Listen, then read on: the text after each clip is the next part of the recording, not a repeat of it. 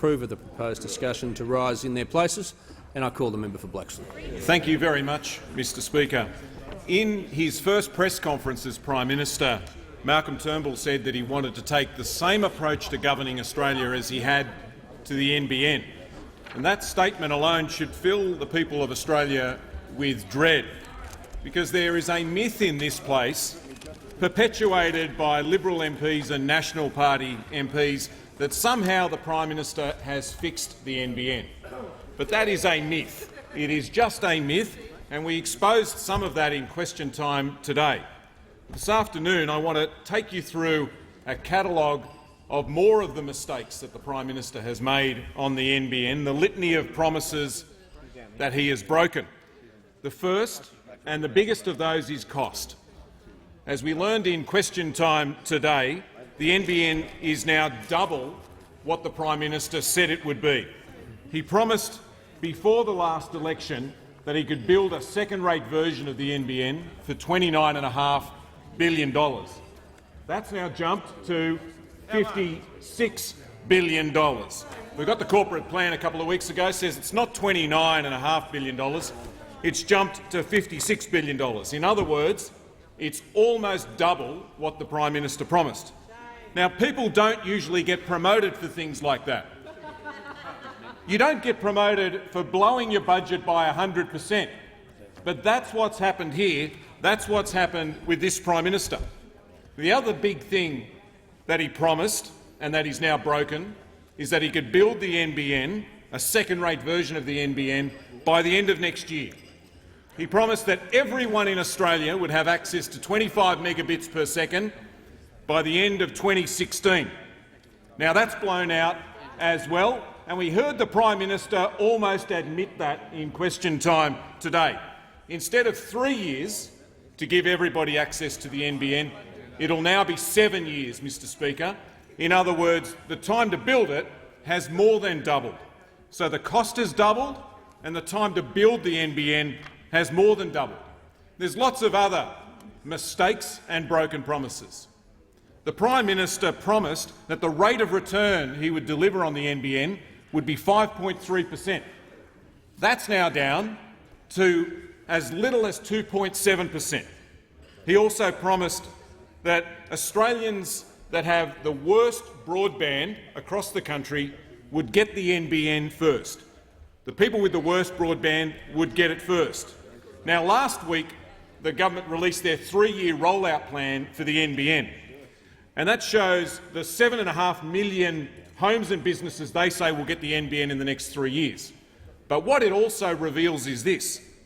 There are almost 500,000 homes, 450,000 homes, that have been identified by this government as having the worst broadband in the country that still aren't on the list. That won't get it first. That will get it last. They won't get the NBN by 2018. It's more like 2019 or 2020. It's just broken promise after broken promise. Breaking promises like plates at a Greek wedding.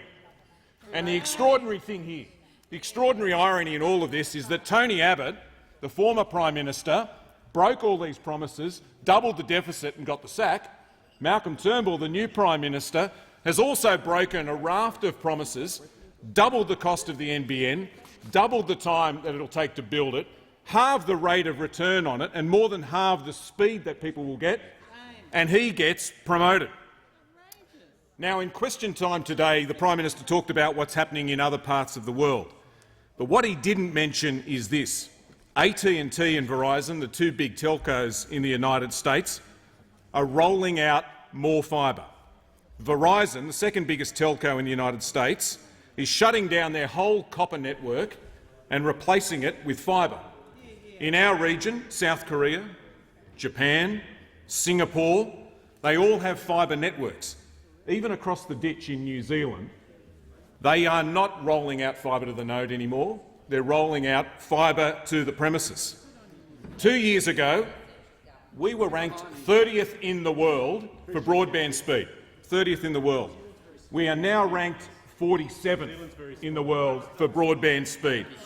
We're behind most of Asia, behind most of Europe, behind the United States and behind Canada. We're even behind Romania, Russia, Slovakia and Poland. They're all ahead of us. They're all strutting. They're all ahead of us. Mr Speaker, the world is changing and so are we. We're changing back, though, from fibre to copper. Now, I mentioned the 3-year rollout plan. The 3-year rollout plan that was released on Friday. Now, watch this, Mr Speaker, because this is another broken promise in the making. And to understand why I think this is a broken promise, you just have to look at what it looks like on a graph. If you have a look at this rollout plan, you can see that for the next 12 months it's pretty smooth, pretty low, right up until the next election. And then suddenly it ramps up at this incredible speed, a ramp that Evel Knievel couldn't jump, or Dale Buggins for that matter. Now, to understand exactly how big this ramp is, Mr Speaker, what the government is saying here is that they can deliver the NBN to more than half of Australia, in just 2 years. More than half of Australia apparently is going to get the NBN if you vote for Malcolm Turnbull in just 2 years. It's not realistic, it's not achievable, and it's not just me that's saying that. Even the new minister, Mitch Fifield, has described it as ambitious. But more importantly,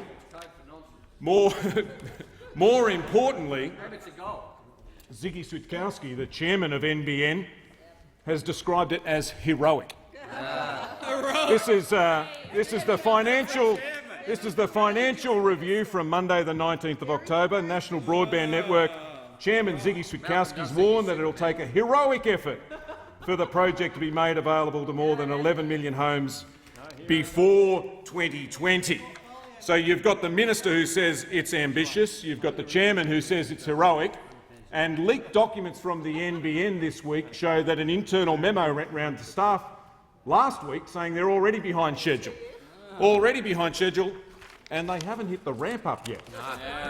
They haven't even hit the ramp up yet. And remember, Mr Speaker, that all of this depends on copper, the state of the copper. And as the corporate plan revealed only a couple of weeks ago, on page 51, they still don't know what the quality of the copper is.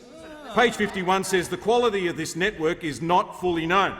So they've bought back the old copper network that John Howard sold last century, and they still don't know how bad it is. And they call this due diligence. And worse than that, Mr Speaker, contractors I've spoken to asking how bad the copper network is have told me that NBN's working assumption is that 10% of the copper pairs in the fibre-to-the-node areas will need to be fixed. But in places like Newcastle and the Central Coast, it's closer to 90% of the copper pairs that have needed work. And in some places, the copper is that bad that they've had to replace old copper with new copper.